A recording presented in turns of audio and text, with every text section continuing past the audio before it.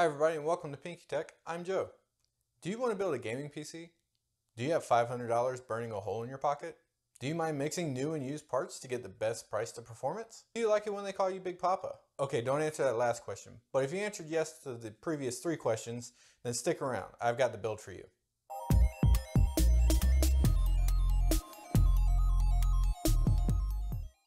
Alright, so before we get started here, this won't be a full build tutorial, merely kind of a parts list with a little extra flavor sprinkled into it. As well, if you have an additional budget, say up to maybe $600, make sure to stick around to the end because I will have some alternate parts that you can use to squeak a little bit more performance out of this build. Alright, starting off today we have the Intel i3-9100F for our processor. Now this is a 4-core, 4-threaded, 3.6 GHz processor with a 4.2 GHz boost clock. Now while this processor doesn't have hyperthreading, it is very good for gaming and only comes in for about $70. Paired with the 9100F today, we have the Gigabyte B365M DS3H. Nailed it! Even though this motherboard lacks VRM cooling and some of the other nicer features of a higher priced motherboard, it does have 4 RAM slots for expandability in the future. Along with the 4 RAM slots, it does also have a subtle aesthetic as to not clash with the build, as well as pretty decent I/O for a budget motherboard. And keep in mind, even though this is a micro ATX motherboard, it does support all the features of its ATX counterparts and, also has the 4 RAM slots. Just because you get a micro ATX board doesn't mean you need to settle for a motherboard with only 2 RAM slots. If you're fortunate enough to live around Micro Center, keep in mind that this pairing actually does qualify for the $20 bundle savings you get with CPU and motherboard combos at Micro Center. Moving on to the memory, we do have a 16 gig kit. It's 2x8 sticks of 3200 MHz G.Skill Ripjaws RAM. And keep in mind the drawback with this processor is it only actually supports RAM up to 2400 MHz. So if you can find one for cheaper, you could put that in. However, I would recommend going with the 3200 MHz. Not that Intel processors are as bottlenecked by memory bandwidth as AMD processors, but if you decide to upgrade in the future, you already have a RAM kit that will run at a faster speed. As for storage today, we do have an Inland Professional 256 gig SSD for our boot drive, and then we've also thrown in a 500 gigabyte Seagate 7200 RPM drive. Now, I would recommend using a 1 terabyte drive in a build like this, and I have priced out a 1 terabyte drive. However, since I had a 500 gig drive, I used it. Sue me. Now keep in mind, you'll want to move all your game libraries over to the 1 terabyte drive and use that for bulk storage. And if you're not going to play Call of Duty Modern Warfare, look up the rest of your games. You may actually be able to get away with a 500 gig drive, though I'm going to be honest with you, 1 terabyte is kind of the standard nowadays. And 1 terabyte of storage is only going to cost you about $50 new, and you can find some refurbished deals for $40 or even in some instances around $30. Alright, and that brings us to our power supply, and today I've got an EVGA 450 watt 80 plus bronze unit that I've thrown into the system. 450 watts is more than enough for a GTX 1060 and the i3-9100F. If you're worried about future compatibility, you can also get a higher wattage power supply. Just keep in mind that is going to drive up the cost of your build and will probably take you over our $500 budget. Now I know power supplies are hard to come by nowadays, so I would recommend actually looking at EVGA's B-Stock website. However, if you can't get something off of there, any 450 watt power supply would actually work. You do want to look for an 80 plus bronze certification or greater. However, if you're going to go ultra budget, that is an option as well. So keep in mind, for the $50 for the 450 watt power supply, you want to get as many features as possible. And usually with a 450 watt power supply, you're still able to get all black sleeve cables and not have to deal with the ketchup and mustard cables. And that brings me to the case. So the case today, I have a Roseville case that I picked up locally for about $20. For the budget, I have allocated about $40 for the budget to go to the case.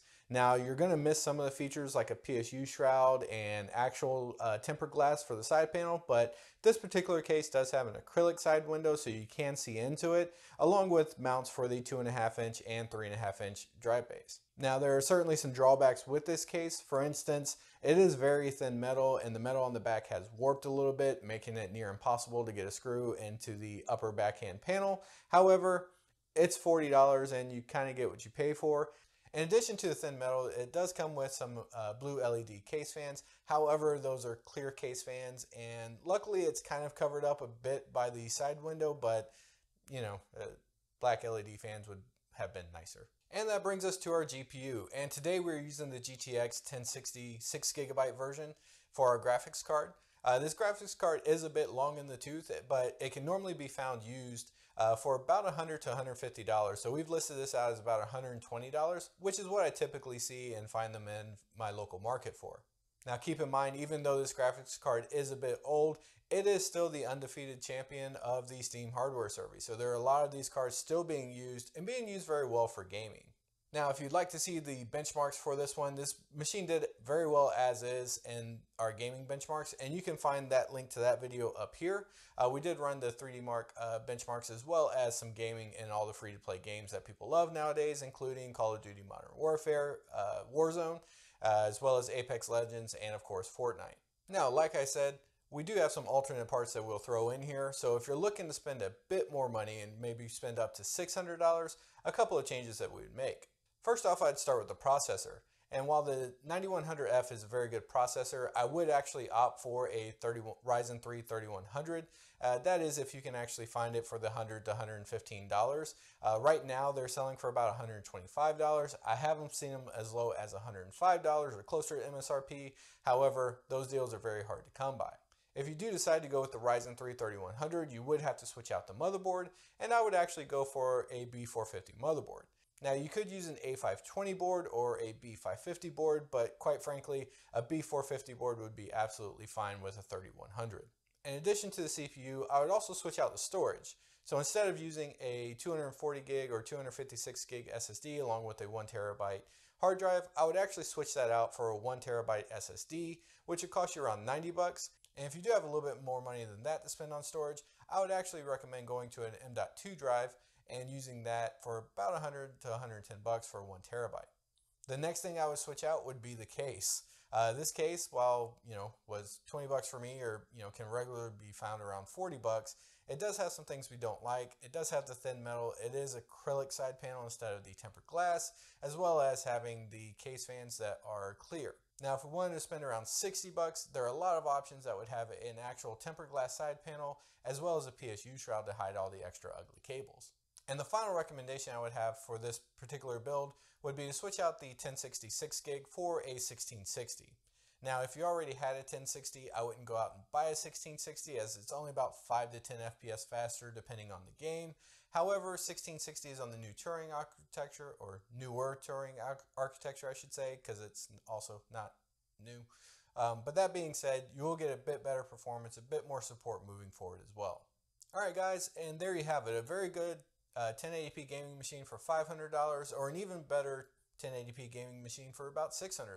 But I hope you enjoyed the video. Let me know in the comments below if you would make any changes yourself. Make sure to hit the like button if you liked it. If you didn't like it, you're probably a sadist for still being here, but at any rate, I appreciate you watching, and I'll see you in the next video.